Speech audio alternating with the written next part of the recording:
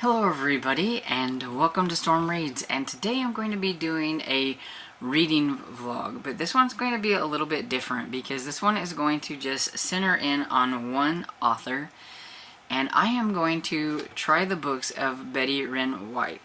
Now, she has been writing since the 80s, I believe, and her last book I think came out in 2006. And she passed on in 2013. So she is definitely fitting within my retro square, and that's what I wanted to use her for, was the retro square. So I'm going to just go ahead and read like a little biography of her before I tell you about the books that I'm going to try. And so it says, when she was 8, Betty Wren Wright began copying her poems into a loose leaf notebook with her name lettered across the cover. That was her first book, and she liked the idea so much that she never stopped writing. She attended grad school, high school, and college in Milwaukee, Wisconsin area and took every opportunity to write. Her first short story, a mystery, was published soon after graduation, and her first picture book appeared a couple of years later. For many years, Betty Wren was the editor of children's books and did most of her writing in her spare time. In 1976, she married and became a step-grandmother to a large family. 2 years later, she left editing to write full-time. She is the author of the successful novel The Dollhouse Murders, the recipient of 9 state awards among many others, and she lived near Kenosha, Wisconsin.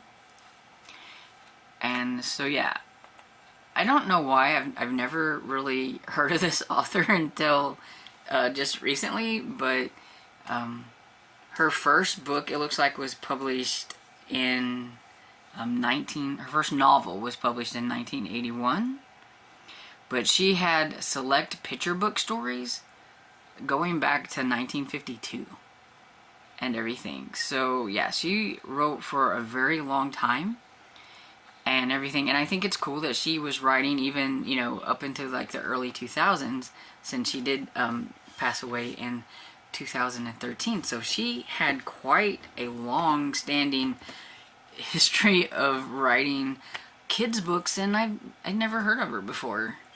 And so I think that was like horrible that I've never, you know, read this author who has all these really cool spooky middle grade books. I noticed whenever I was looking up her books that she does a lot of ghost stories. And so that's what I'm going to do, and I'm going to start off with the one that I think is most notable, which is The Dollhouse Murder. And this one's 149 pages, and it's from 1983.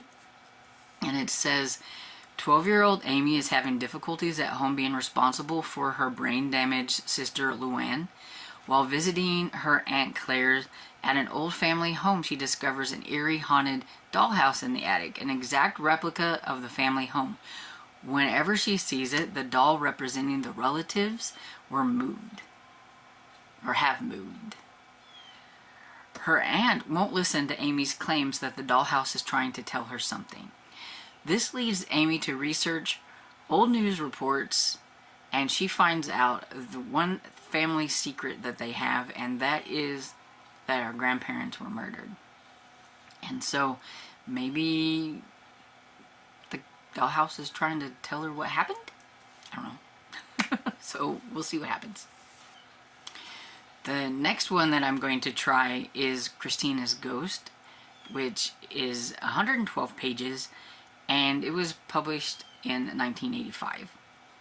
And it says, after Grandma gets sick, Christina must spend lonely days with her grumpy Uncle Ralph in a spooky, isolated Victorian mansion. But things change when she meets the ghost of a little boy who may be linked to a 30-year-old murder. And then I thought it was befitting to try one of her books later on in her life and everything, and so I'm going to try Crandall's Castle, which is 160 pages and was published in 2003, which still fits in with the retro and everything. And so this one says, Charlie's impulsive uncle Will Crandall decides to buy the town's abandoned, possibly haunted castle and turn it into a bed and breakfast. But 12-year-old Charlie and Sophia, a clairvoyant orphan, who has come to stay with the Crandalls, know that this plan is somehow dangerous. So, I'm really curious about all three of these books. And since I don't really have any plans today, it is Saturday and everything, and so I will either do this all in one day, or I will do this over Saturday and Sunday. But either way, I don't know when you guys will see this video, but yeah, I think it'll be fun to just dive into one author and see if I enjoy their books or not. So that's what we're going to try with this, and I will be back after I have finished The Dollhouse Murders. Hey, so I am back to talk about The Dollhouse Murders by Betty Wren Wright, and this was kind of fun. It's about Amy, whose sister has brain damage, and she's always having to have her with her, like, everywhere she goes. She doesn't seem to be able to make friends, because her friends, you know, they don't know what to do about her. Like, it's just kind of odd. You know, when you have somebody that has kind of a problem mentally or whatever, a lot of people, they don't know how to act around them or whatever, and that's kind of what's going on, because, I mean, they're kids, and so she's having a hard time making friends and things like that. And her aunt, when she talks to her aunt about it, her aunt's like, why don't I see if maybe you can come and stay with me for a little while, and you know, kind of get away from your sister, you know, for a little bit. And so her mom agrees to let her go ahead and stay there with her. And while she's there, she sees this dollhouse that looks exactly like the house that she's staying in. And she, you know, has the little miniatures in there that are like little replicas of the, you know, people that the house is meant for or whatever. And she notices, like, the next time she sees the dollhouse, like, that they've moved around. They weren't where she had left them before. And when the aunt sees something that happened with the dollhouse, it has the little miniatures in positions and stuff that are actually replicating something that happened in that house, which makes the aunt very upset. She doesn't want to talk about things. She doesn't want her to have anything to do with the dollhouse. Amy does have a friend, I think her name was Helen, that she gets to come over to her aunt's house, and they had been playing with the dollhouse and everything, but they had never put the dolls in those positions or anything like that. So she's not allowed to play with the dollhouse anymore, but she's curious, like, why, what is it her aunt won't talk about and things. And so she kind of does a little bit of digging and then starts asking some questions, and sort of makes her aunt talk about things that she doesn't want to talk about and everything. And so yeah, there is like this huge family secret about what happened to the grandparents, and you know, why they don't talk about it and all that kind of stuff. And the aunt is harboring some guilt over what had happened. The aunt never married, and you find out why she never married, and you know what the guilt is that she felt over the fact that her parents had been killed and everything. And I thought it was pretty good. It has, you know, and it has a good story about Amy and her sister as well, because eventually her sister gets to come to the house, and she's not happy at all that she's has to come, but the mother had to do something. And she's got, you know, starting to get a few friends and things like that, and she was having a party, and she was afraid that her sister was going to, like, ruin everything. But she noticed that, you know, this one girl, and I can't remember, I don't think it was Helen, but I think it was one of the, Kathy or something like that, I think it was one of the other girls, was just talking to Luann like she was just, you know, a regular kid and stuff. And eventually the other, kids started, just, treating her, the same way.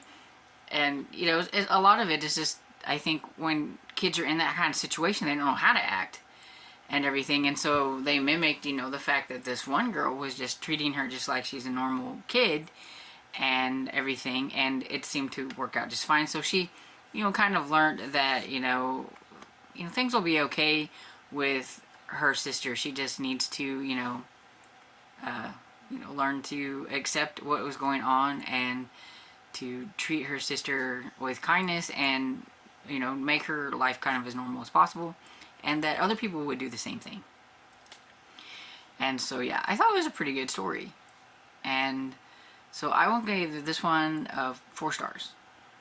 It didn't take very long to listen to it, because I think it was only like, I think it was maybe 4 hours, a little bit less than 4 hours on audiobook, and I do listen to a little faster. I think I'm listening at like 1.85 speed for these and stuff, so a little lower than what I normally listen, but also a little bit higher than like the normal speed. And so yeah, I really enjoyed this one. So far everything's going pretty good with the books. The next one I'm going to listen to is Christina's Ghost, and this one is the shortest one of the bunch, so I should be able to finish that one pretty quickly and be back. Hi, so I'm back to talk about Christina's Ghost, and I really liked that one. It was short, but it was spooky. It was really good. Now, this one is about Christina, who her and her sister were supposed to be going and staying with her grandmother, I believe. And, because their parents had to go somewhere. But the grandmother had some troubles and ended up in the hospital. And so, she ends up having to stay with her Uncle Ralph. Her sister went to go stay with their aunt. It was a brother and sister, and they're like, we're going to have to take the responsibility or whatever. You've got to take part of this responsibility. Uncle Ralph doesn't like kids very much.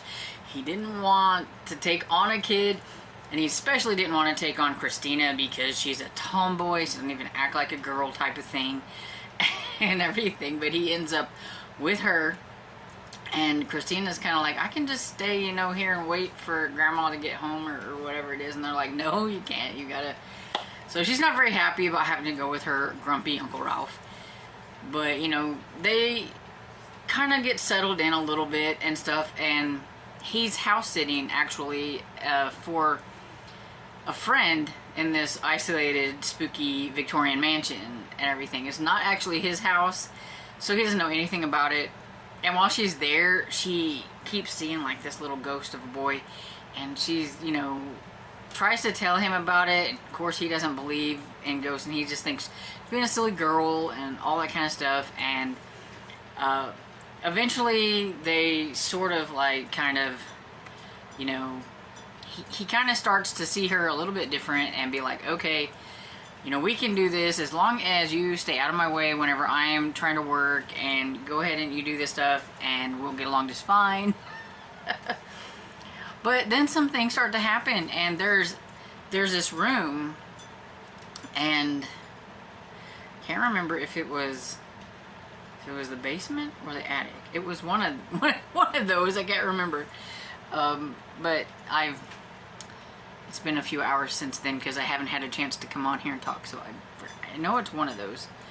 But like the door opens, I think it's the basement maybe, but the door opens, and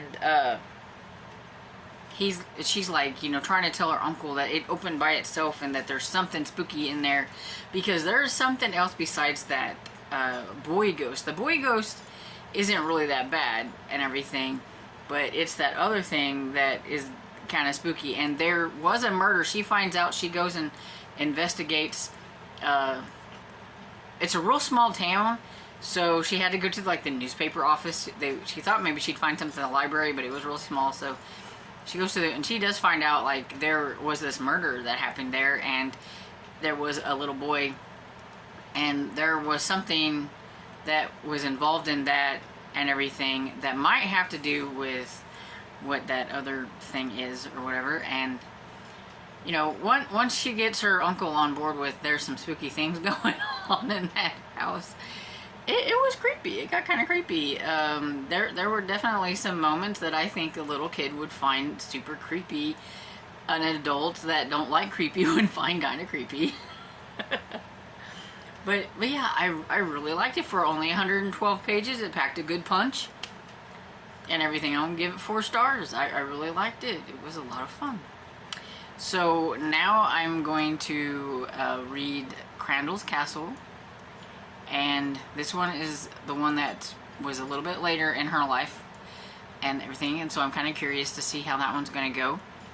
But it is at night and everything, so I probably won't, even if I finish it tonight, I probably won't come on until tomorrow to talk about it whenever there's better lighting and stuff and I don't have to use the ring light. But yeah. So far, everything's going really great, and I'm enjoying my reads. Hi, so I am back with the last review. I am going to be talking about Crandall's Castle by Betty Wright. I have to say that really slow or I get tongue-tied. I don't know why. But anyway, this one is about Charlie, and her uncle is wanting to buy this kind of like castle, mansion, or whatever it is in town that's supposed to be haunted. He wants to fix it up for a bed and breakfast because I think there was like a new amusement park or a new something was going to be coming nearby, and he thought it would be a very good investment and everything because people would need a place to stay or whatever it is. And he says that Charlie can come and help work on it. He would pay her and everything. And Will and his wife Lily have also they're hosting Sophia and everything. She's come to live with them, and she's an orphan, and I can't remember if she is like kin to them some way, and maybe they were the only ones left to take her in or something. I'm not quite sure, but she doesn't think she'll be there very long because she is clairvoyant, and she feels like if people know about it, they get kind of weird around her, and they probably wouldn't want her to stay, so she doesn't want to say anything about it, which puts her kind of at odds with Charlie, because Charlie was excited because she had heard that there could be ghosts there, and she talks to Sophia about how they're gonna go and they're gonna help their you know, her uncle will fix this place up and everything, and that they're supposed to be ghosts so they could be ghostbusters. And she's like, you know, tell Sophia that we'll want you to work there too. Well, she's thinking that he must know about her abilities and wants her to like figure out the ghost or whatever, so she gets mad at Charlie like right off the bat, and that kind of puts a little bit of a kink in their relationship for the most part. Charlie's like, I don't think she likes me. She tells her mom, and Charlie is also trying to get used to the fact that she has a new stepfather and everything, so it's, you know, a little different for her having this father figure around who's telling her to do things and kind of upset her sometimes. And he also just has a whole different way of doing things. And this story is mostly about family than it is about the ghost story. Now, Charlie and her cousin Dan, I think that was his name, they do go into the house and they do see something spooky and everything, and she thinks that yes, there is ghost in there, and she's wanting to figure it out, wanting to do things, but nobody else wants to do that. And the fact that there is something spooky there, she tries to find all kinds of reasons why she can't go and help her Uncle Will because she doesn't want to go back into the house and everything. And then you know, towards the end, of course, is where everything escalates, and something happens that involves Will and Lily's children and things, and you know, and that's when, you know, it's like, of course, then they're going to be, you know, like, oh, maybe there is something here. But yeah, but it was very small, and it was just like right at the end, so I don't really necessarily think this was like a big ghost story. Definitely not like Christina's ghost, and definitely not as prevalent in it as like even in the Dollhouse Murders. I think the whole ghost aspects or eeriness was a little bit more present in those two. So I'm going to give this one 3 stars. You know, I thought it was good. It has a very nice family thing. I mean, because, like, you know, Charlie is trying to get used to having the stepfather, and they're trying to make their little family go. And then, you know, Sophia has no clue, like, if she's going to be staying permanently there or if she's just there for a little bit, and she's, you know, kind of shy about, like, her abilities, but they can help and everything. And they all think that she's weird. And so, yeah, so it's got a lot of family dynamics in it, and I think if you like that, you might really enjoy it if you want that with a side of spooky. But yeah, overall, it wasn't very spooky to me, and so I think 3 stars is a good place to put it, but I still enjoyed it. And I would say that Betty Wright does really well with her ghost stories. I think she writes a lot of them, it seems like, and I enjoyed all 3 of them that I read for this reading vlog, and so I will continue to try to find more of her books and try to read more of hers, because I think she's a very good, like, retro kind of reader for people who like to read ghost stories and things. And, you know, maybe stuff nowadays are a little too spooky, that she had just the right amount of spooky in her books. I think that people could still read a cool, fun, middle grade book and not get totally scared off by the cover or the contents on the inside. And so, yeah, I'm really happy with how this went. I enjoyed all the books, so I call that a win. Have you read this author? Have you read Betty Wright? Let me know down in the comments. Maybe you have a favorite book of hers that I didn't read. I would really like to know so that I could go and look for them, because I really would like to read more of her books. And I hope you enjoyed this video, and if you did, please give it a thumbs up and subscribe. And I will see you all in the next video. Bye!